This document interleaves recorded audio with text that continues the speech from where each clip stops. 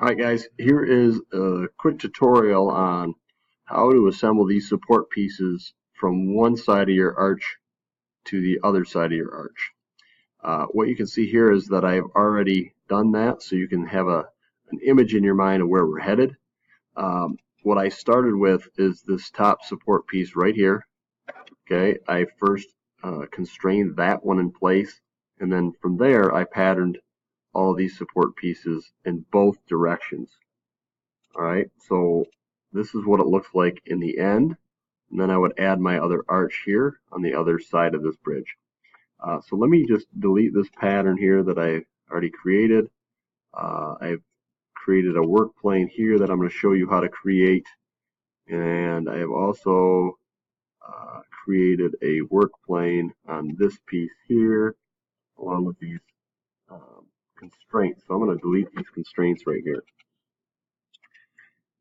Alright, so how do we start this? Well, first off, we gotta constrain this here. The first thing I always like to do, as you guys know, is get this in position like you would if you were to glue it. That's a mate constraint. Where would you put the glue? So I'm going to put the glue on the inside of this arch and the end of this support piece, and apply that. Okay, there it is. But you'll notice it doesn't stay on this arch. If I look at it from the right side, you can see what I've done so far. I can't push this past, and I can't pull it away from the arch. That's what I've constrained so far. The hard part of this is that it's an arc. So what I have to do is constrain the planes together. That's an easy way to do this. Now you guys might have done this on the CO2 car project with your wheels to get them to spin together. So first thing I want to do here is create a plane.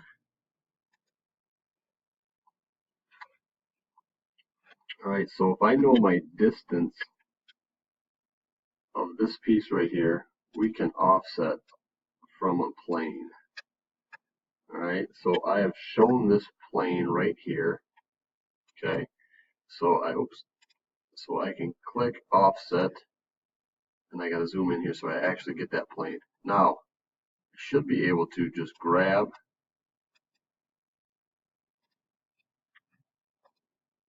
this plane here, and you'll notice the arrow is going to the right, so I need to enter a negative number. I'm going to type in 5. Why did I type in 5? Because that is half the distance of this horizontal piece right here. What you're going to probably have to do first before you offset is find where that plane is right there. Where do you find that? If you go on this horizontal piece right here, when you click on this arrow right here, you'll notice it has an origin folder, as all of your parts do. If I expand that origin folder for the horizontal piece and hover over these, you'll notice it highlights the plane. So the way I started this, there is my plane, and you can right click and check visibility. So now it's off, and now it's on. So that's how to get this original plane here, so then you can offset that plane. Now we also want a plane in the middle of this support piece. So I can offset from this plane, negative, and it's going to be half of the width of this. So our width is 0.125. So if I enter 0.0625, which is half, I'll put that plane right in the middle. So now if I zoom out here, you can see that I have two planes that are in the vertical direction. Now I just have to constrain them.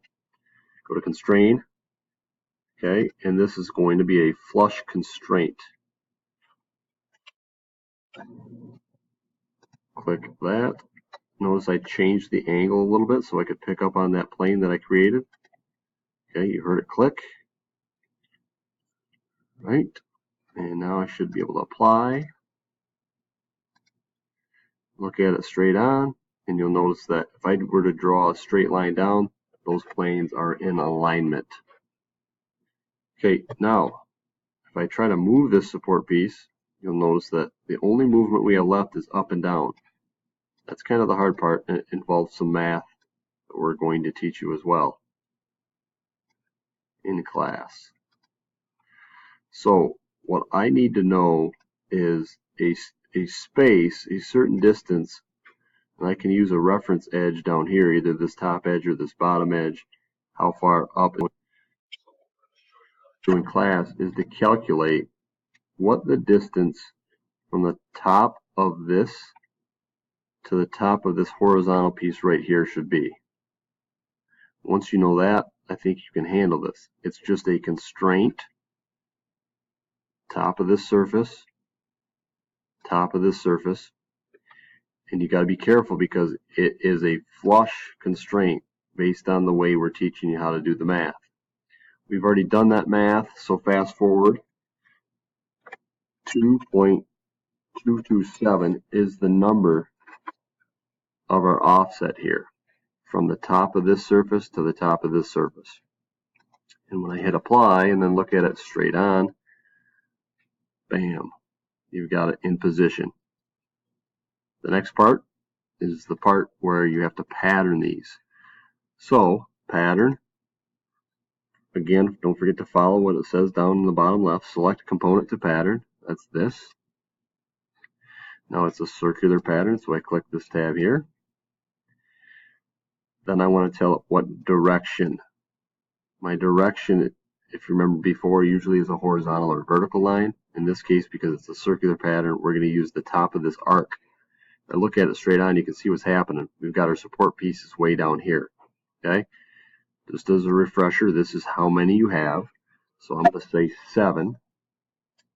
And then we're going to teach you how to calculate the angle between the support pieces.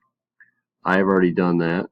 The angle that I came up with is, I believe, 16.2. So let's try that and see what happens.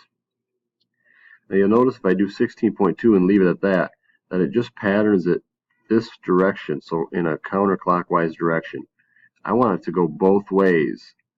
This button right here, if you click on mid-plane, you'll notice it sends them in both directions. And if I zoom in here, you'll see that this support piece is a little bit off. So something went a little bit awry with our math. So we just have to check our answers. And it should have been 15.8, I believe. So that's pretty close. Now, depending how picky you guys want to get, you can see that there's a little corner right there. You can move this down. Wherever you guys want to place this support piece, we're going to show you how to do the math to support that. But if I look at it now from this perspective, you can see this looks just like it did when I first started this tutorial video. If I should want to edit this, remember you don't have to go here and delete it. If you right click and edit, you can change your angle, you can change the quantity. So if I wanted to do more or less, I could go here, click on that, and I could update my assembly. Thanks for watching.